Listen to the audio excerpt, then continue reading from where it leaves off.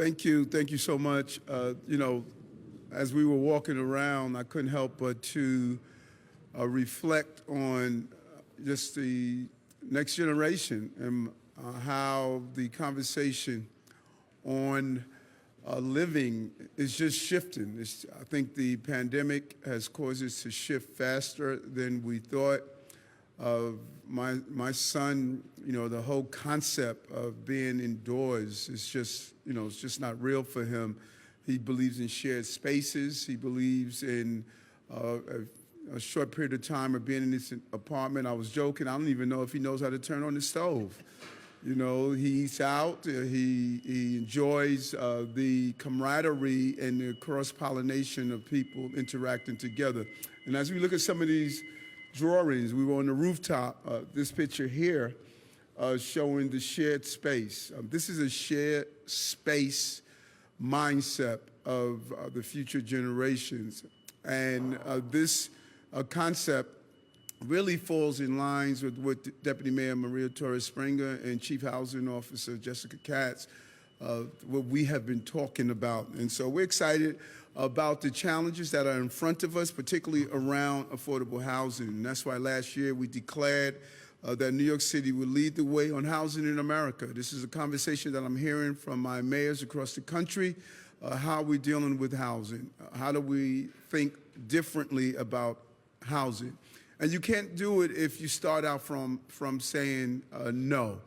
Dan Garodnick, who's over at Planning, knows that we must be a city of yes. We have to think differently, and we have to lean into how do we have a different approach to housing. And so we have to say yes to housing, yes to new zoning, and yes to innovation. They all go together hand in hand. And so today we are here to highlight just how we are moving that agenda in the right direction.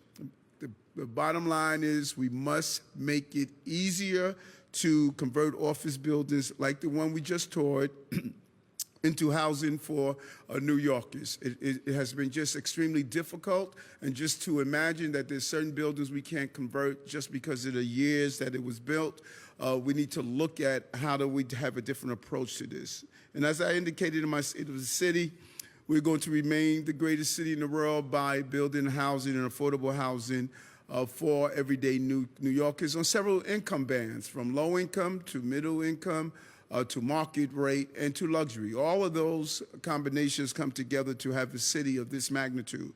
And we must remain a place where everyday people can find housing.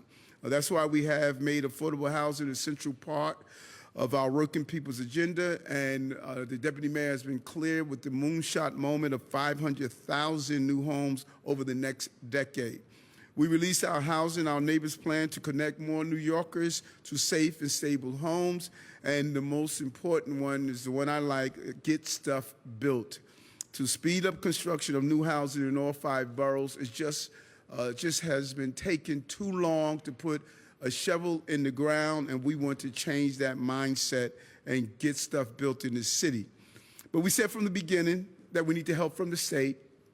During this time, our team, we have been in Albany repeatedly engaging in very fruitful and healthy conversations with the state lawmakers.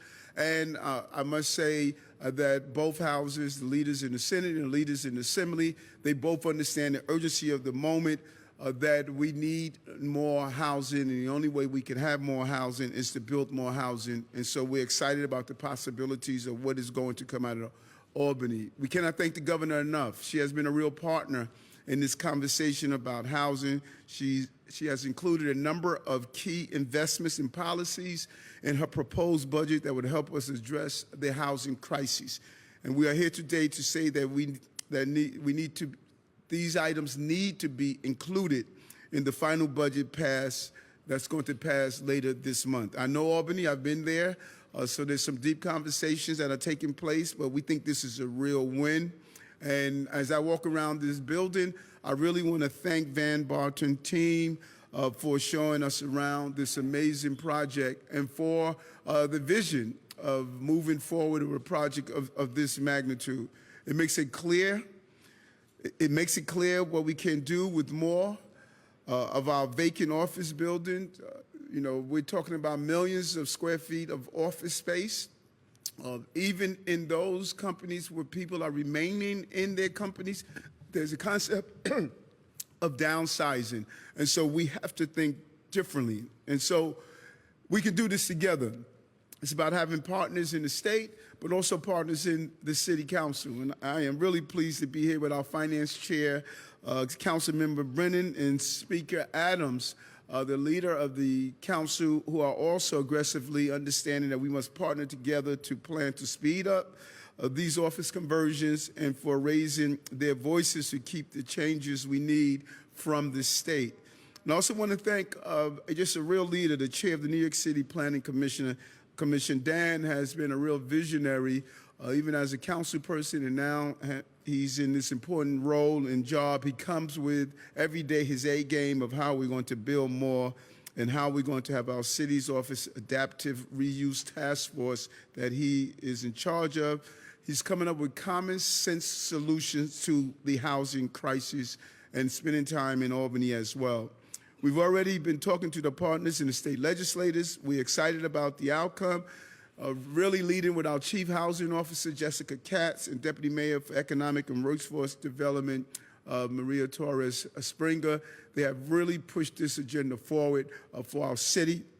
Our goal is to get this done, come up with some real victories out of Albany's, and we want to also keep pushing for an incentive to help property owners make much needed repairs in exchange for keeping homes affordable into the future. But we cannot forget one of the most important things we can do is 421A.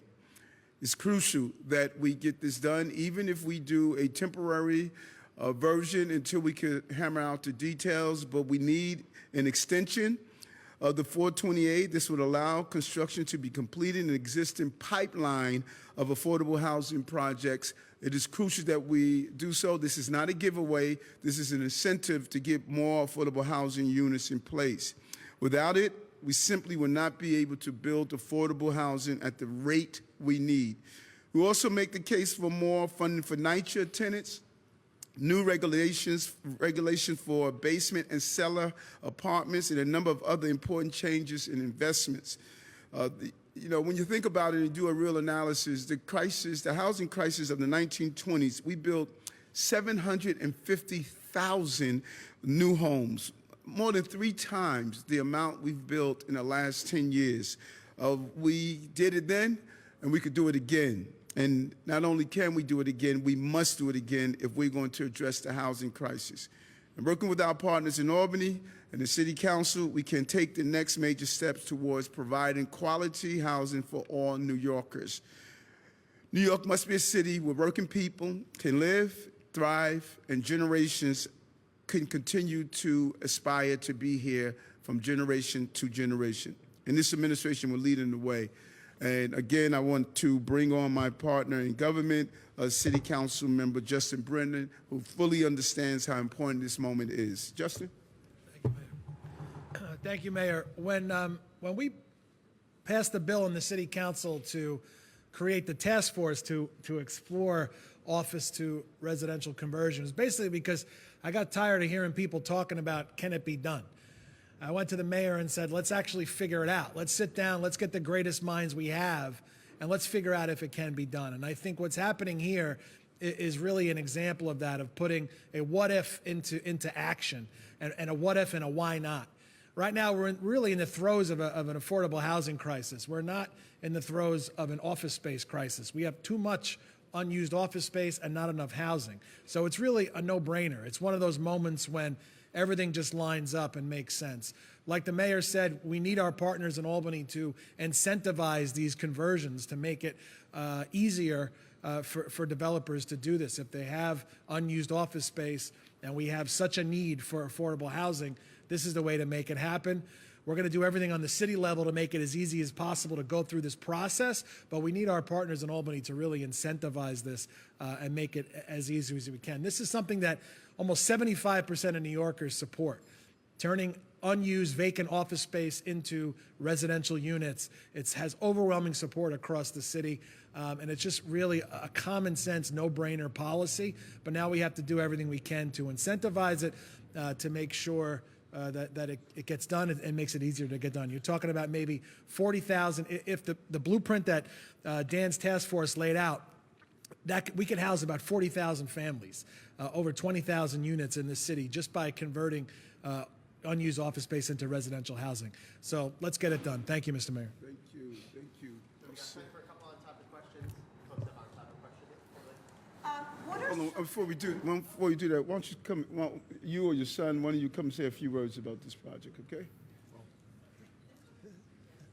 I'll be very brief. Thank you for your time. Thank you, everyone, for your time and support. Creating a livable place for people to both socialize, work, 24 hours a day, 7 days a week, rather than having a part of the city that is quiet a few days a week, active a few other days a week is vital. It creates a better community, a safer community, and effectuating a change and enabling office buildings to become residential buildings is paramount. And we've done it at 180 Water Street. We're doing it here and a few other places in New York City. And we continue to support the plan to keep that momentum going. So thank you. Thank you. Thank you. Appreciate your time. Very much, very much. And for those of us who remember, pre 9/11, this was a 6 p.m. community. You know, I was assigned to District 2 that covered Lower Manhattan as a transit officer. 6 p.m. people were gone. Now this is a 24-hour, 7-day-a-week. You know, people are walking their dogs, enjoying the nightlife, and enjoying living down here. And so we've been here before, and we cycled out of it. And so we're looking forward to it. And thank you for being a pioneer and forward thinking as we turn this dream into a reality. Yep. Couple questions. If I wanted to rent a one-bedroom apartment here once it's done, how much would that roughly go for? What are some of the incentives that you're putting out there to get people on board? And what are some of the challenges with turning a space like this into residential? Okay, why don't we turn it over to you, Deputy Mayor? The rent part of it, you could give up the rent part of it, but Deputy Mayor. That's right. Thanks for your question. So what we're looking for in Albany is the ability to do a couple of things to make this type of conversion easier across the city. One is a change to what is called the multiple dwellings law to allow the conversion from office to residential. Right now, if you look at the map of where this type of conversion is allowed, it's really a patchwork depending on when a building is built and where it is in the city. So that's one part. The second part to your question, though, is we're also looking for authority for a tax exemption that would allow the possibility of affordable units whenever there is a conversion. So those are the two things that have to work hand in hand so that as there is conversion, there's the ability for more affordable units. I'll let Richard talk about this building. This is a market rate building, and we're happy that it is converting to residential, but if we are successful with our partners in Albany, then what we'll see is not just the conversion to residential, but also the addition of affordable units because of that, the tax exemption and the incentive that will be made possible. You guys want to say what the rent will be for one bedroom? Rents will start at about $3,000 a month and going up from there. How many Hold on, units of we're those? going to go one at a time. I have a couple of questions about the building. How long did it take to convert one unit? How many units will be for a floor? And, you know, we're talking about affordable housing crisis. How does a $3,000 unit help with an affordable housing crisis? Some people can't even afford to pay $1,000 a month. No, what we have in the city is a housing crisis, And the goal is to build low income, middle income, and market, and to shore up NYCHA. So it's not a one size fits all. We have the housing crisis. When I speak with my principal and police officer, they are having a housing crisis. So we don't want to divide and separate our city. We have a housing crisis. And as the deputy mayor stated, that if we're able to incentivize the affordable units by putting money into it, like we did with other projects in the city, the Bruckner project, Innovation Queens, the Willis Point project, we're able to do so. So the game is to make sure we get the zoning to get out of the way so that we can use the creativity to address the housing crisis.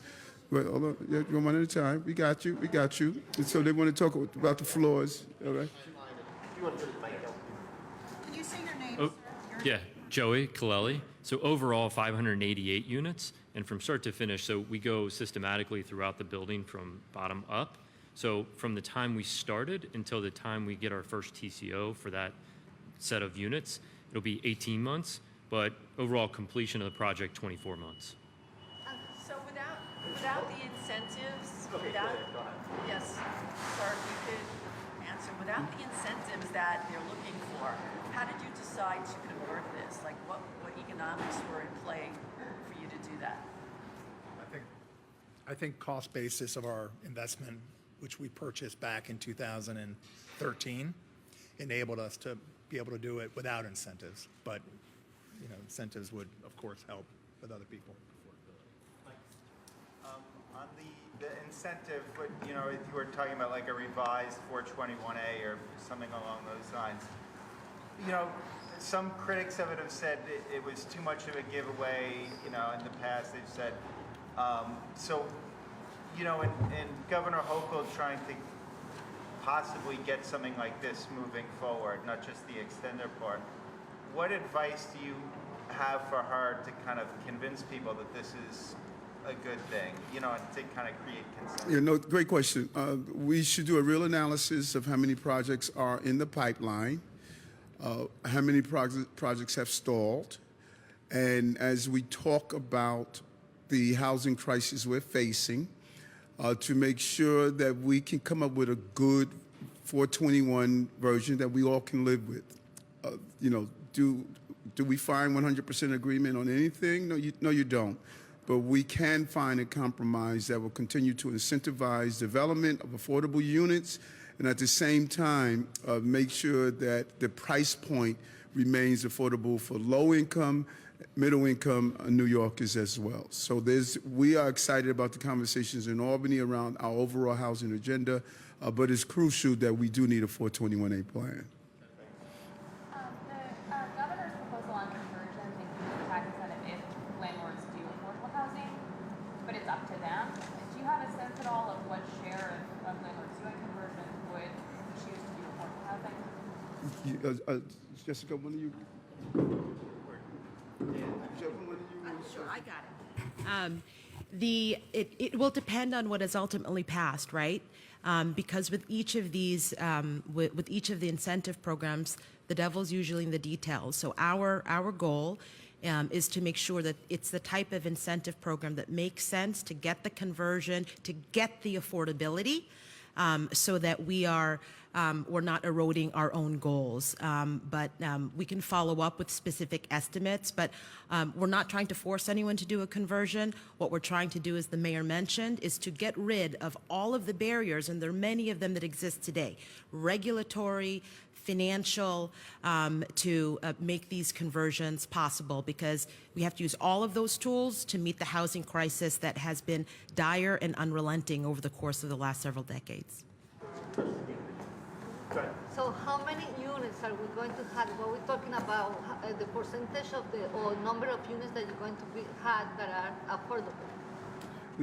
This project here is market rate. This project here. Our goal is to do the changes that we're talking about so that we can incentivize by putting in city resources to do affordable on low income and middle income. Okay? So, on this agenda, there's the Office to Residential Conversions, 421A. What are some of the other items that the governor maybe didn't put in her budget that you're going to be pushing for? Where are those at in terms of negotiations? Jessica, you want to talk about some of the housing stuff? Sure. One thing we're looking for is to make sure that NYCHA gets support in the upcoming state budget. So that's something that we're working with Albany on as well.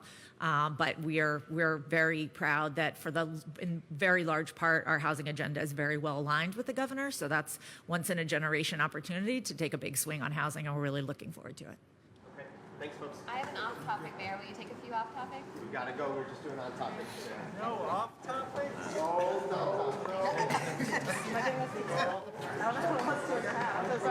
Thank you, guys. Thank you.